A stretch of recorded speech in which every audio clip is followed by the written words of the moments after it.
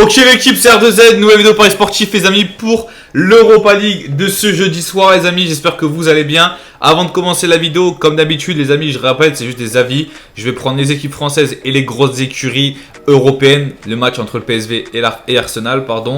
L'AS Rome aussi qui se déplace à la JK et le match de United. Bref, on est parti. Je rappelle, mon ticket perso à moi sera sur Instagram, juste ici, donc ajoute-moi. Tu as mon groupe Telegram aussi qui est en description. Tous les jours, tu as un ticket et je rappelle, c'est 100% gratuit. Voilà, donc si tu veux savoir sur quoi moi je vais jouer personnellement, ajoute-moi sur Instagram et rejoins le groupe Telegram.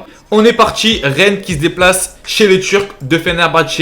Rennes, dans leur classement, ils sont deuxième derrière le Fenerbahçe. Mais normalement, ça devrait le faire.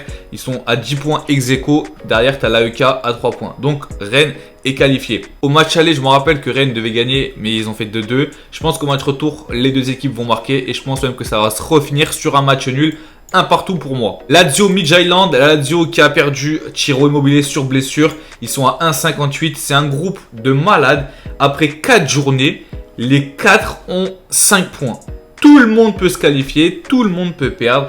La Lazio, ils sont 3e à cause du goal average. Ils sont obligés de gagner chez eux. Moi, je vous dis la vérité, la Lazio, pour moi, ça gagnera. Mais sachant qu'il n'y a pas de Ciro Immobile, je pense que Lazio gagne et moins de 4,5 buts. PSV Arsenal, donc il y a eu le match aller en milieu de semaine. Arsenal ont gagné 1-0. Au niveau du classement, Arsenal est safe. Ils sont premiers, qualifiés, tranquilles. Donc je pense qu'ils vont en faire tourner. Ils vont pas emmener des cadres en plus. Ils vont pas se déplacer. Même si c'est pas très loin non plus le Pays-Bas. Je pense qu'ils vont en faire tourner. Donc là, PSV, Arsenal. Sachant que le PSV, ils sont obligés de gagner entre guillemets pour assurer la deuxième place. J'annonce pour moi, le PSV gagne ou fait match nul à domicile. Monaco qui se déplace à Ferencváros, c'est chaud pour les Monégasques parce que ils ont fait vraiment n'importe quoi chez les Turcs de Trabzonspor.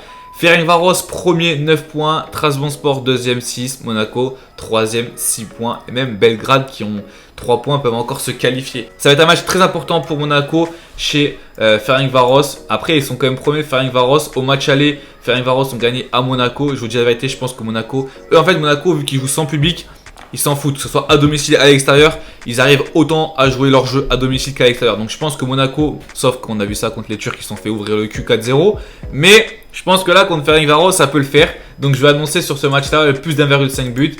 Et après en fin pourquoi pas Monaco ou match nul. United qui reçoit Tiraspol. Bon, il y a un petit peu le désordre entre Ronaldo et United. À l'heure où je vous parle, je ne sais pas si Ronaldo sera titularisé contre Tiraspol, sachant qu'il a été éloigné du groupe pour l'affrontement contre Chelsea, après qu'il soit parti avant la fin du match contre Tottenham. Donc s'il est titulaire, ça change pas, ça bouge pas. Pour moi, ça sera Ronaldo buteur à domicile. L'AS Rome qui se déplace à la JK. L'AS Rome, les amis, qui sont 3e de leur groupe. Ils peuvent encore se qualifier, même si ça va être compliqué. Le Betis est premier, Ludogorets 2e.